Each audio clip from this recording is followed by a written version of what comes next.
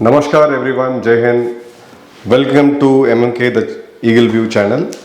So today we are going to look at a very important topic about China. Before that, I would request you all to subscribe to our channel and keep the bell icon so that you get the notification at the right time. So even now 50% of our watchers are not subscribing to your channel. You can subscribe it in future. If you don't feel like, you can always unsubscribe. Plus, please do support us because a lot of efforts goes in researching these topics. So let's today look at China. When we speak about China, China is a superpower. China is going to be the number one GDP in the world. China has got the most powerful, second most powerful military power in the world. It's going to be number one soon. China is leading in AI. China is leading in robotics, manufacturing. It's been projected that China is the only country cash surplus. They don't have loans, and they've been projecting BRI projects. They are going to have been ruling the world one more time. So it's going to be a medieval kingdom. So that's the propaganda which, as every media has wantedly or unknowingly have done to us. Let's look at China's biggest threat. The China's biggest threat today, it is not America, it's not India, it's not Quad or whatever the military enemies they have, 13 nations which surrounds China. That's not a concern. China's biggest threat today and for their future is their TFR, the total fertility rate, which is gone to all-time low of 1.09 in 2022. In 2020 it was 1.28. So 1.09 babies for every female. So we have a social structure where male and female get married. China has got a more similar structure like India. So if you end up having 1.09, I'll say one baby, the population over a period of time, the life expectancy of China is say 76 years. So your population is going to go negative. And over a period of time, there will be more aged people and there will be more less working age people. So let's look at this statistics, how it is actually affecting them. By the estimated, with the current rate of 1.2 TFR, China's population will decline from 1.44 billion to 1.3 billion in the matter of just next 25 years. By 2100, which is 77 years from now, China's population will come down to 80 crore with the current rate of birth, the TFR, total fertility rate of the Chinese female. 2022, we have 30 crore people who are above 60 years. At this rate, in another 30 years, it will cross 50 crore. So you look at the population size is at 130 million, 1.3 billion, and then you have almost close to 50 million senior citizens. Now the effective age to work for any economy, if you look at the macroeconomic parameter, it starts at 16. India starts at 18, legal age of working. It goes up to 60. 60 is the time when you retire. Plus or minus 2 years is the global yardstick. So we can safely assume it's between 18 to 60. If you have a working population which is like 80 crore right now, and that is going to come down to 60 crore, 60 crore working population has to take care of them, and they have to take care of another 70 crore people who will be above 60 years of age. And trust me, China has got a good infrastructure, medical system, so the average life expectancy is 76 and above. Now this is going to cost them huge, really huge. And remember, China is a closed country. Unlike US or Canada or New Zealand or Australia, where they do have population issues, but they are open for immigration. They invite other people, countries from other native to come and become Canadians, to come and become Americans. But China is a very closed country. Nobody else can go and become a Chinese because of cultural uniqueness, and Communist Party believe that the Chinese are unique in any sense. So this is not going to happen. Either you got to increase your fertility rate, total fertility rate, or you have to open your country for immigration. Opening the country for immigration, I don't think so anybody would like to go and settle in China and become a Chinese national. There are exceptions always, that's a different story. But the only option they have left with is to have more children in the future. So if you look at the history, 1980s, they started this one child policy because of population explosion. So 80s one child policy, it was ruthlessly, ruthlessly means dictatorially, it was ruthlessly implemented by China.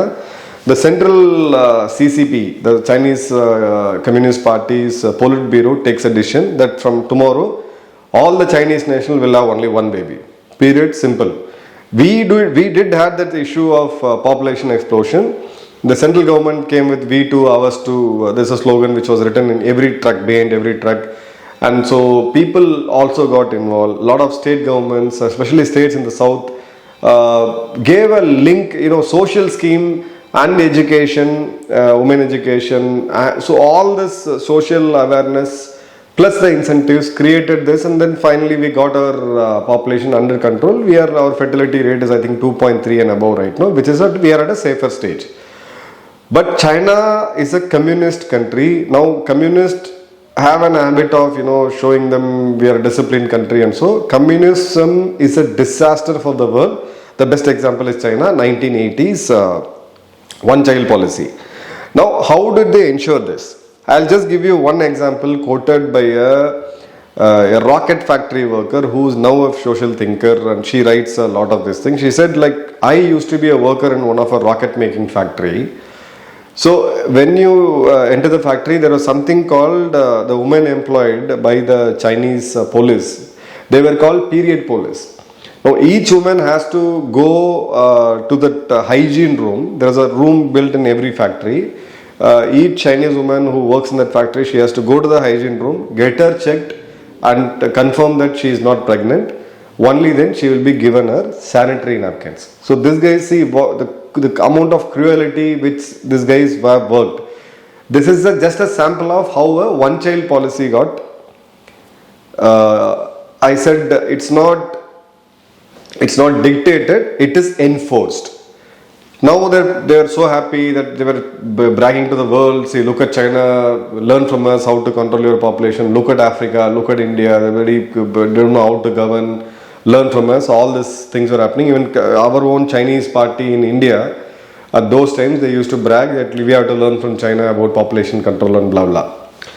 Now comes 2016. So this guys woke up that our TFR rate is coming down. You can see the graph; it is slowly coming down. Now what they did is, they said now if I'm on, you can have 2 babies, and then by 2020 they said you can have 3 babies. By then, lot of social changes have happened. So in 1950, until 1950, the Chinese marriage law, there's a marriage law and there is a divorce law, right? So the divorce law was given, the right to the divorce was given only to the Chinese male, not to the female. So 1950s they gave it to the female as well, and then they said it's a social empowerment for women. We are allowing this. Subsequently, this was given to the first civil code. The first civil code of China also involved the marriage and the divorce laws. So they said no, you don't have to wait. A woman can apply for a divorce. She can get it instantly. There is no waiting period. You are free to choose your life. Now, over a period of time, majority of the Chinese cities got westernized. They got used to the Western culture. They started living like a Westerner.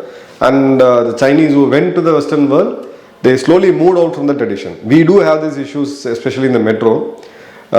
English, I would always say it's just a language. It's for communication. Knowing better English is not knowledge. We have a very sad thing of asking somebody, do you have English knowledge? English is just a language. Like any other language, is just a mode of communication. So these guys did have the same problem. The Chinese who learnt English, they never came back to China because of this idiotic communist autocratic rule. So they all became Westerners. They settled in Canada. They settled, you can say Chinese in any civilization, any country across the world. Now comes the urbanization, the westernization. 80s had a very high amount of pop music culture. So all this thing came into the Chinese society, and that coupled with the economic growth, disproportionate economic growth, the cost of acquiring home. So you get married and then you go for a housing loan, build a house, repay that loan. By then your children will become big. Then you educate them. You have to spend for your children's education. Then comes the college education, fees, and then their marriage, and so. This is how the Chinese society also works. It's just like an Indian society, not much of a difference.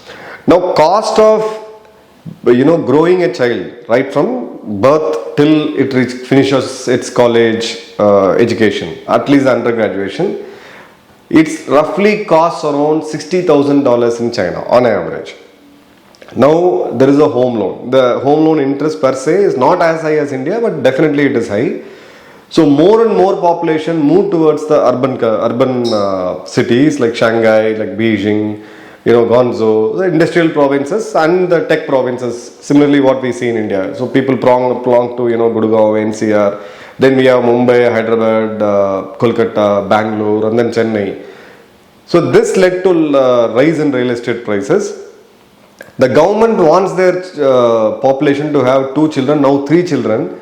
But where do they get the money from? So the Chinese today, they don't want to get married. So there is a chunk of population who doesn't want to get married, who doesn't want to get into this commitment. And those who get married because of the pressure, peer pressure of, we call it as dings, right? Double income, no kids. So there are more number of dings in China, and that over a period of time, it's quite natural. As the woman ages, the fertility rate comes down. So there is a drop in childbirth. So 3 reasons: relaxation of their diverse rules, westernization of their culture, third, high real estate cost and childbearing cost with this stupid policy of China. So all this, and the 5th reason which gets highlighted is the culture of video gaming. Video gaming is a good hobby, or maybe you could say it's a good entertainment or a time pass kind of a thing. The Chinese per se from 90s, we call as 90s kids and 2K kids, they got involved so much in high speed internet based gaming, it may be PS4 or even a simple mobile gaming. They have become loners and they have become more individual centric. Me, myself and myself, that's it. So I'm not going to think about marriage, I'm not going to think about anything. So that culture also led to this particular thing. Now there is a very famous Chinese Weibo, it's like Twitter for India. They said one Chinese netizen, he commented, yes, my government wants me to have 3 children. It's like my governments want me to have a Ferrari, but I can't even afford a simple entry-level hatchback. That's the real reason this measure is going to go. Now look at what are the measures which they took. Before that, we'll look at the 2022 statistics.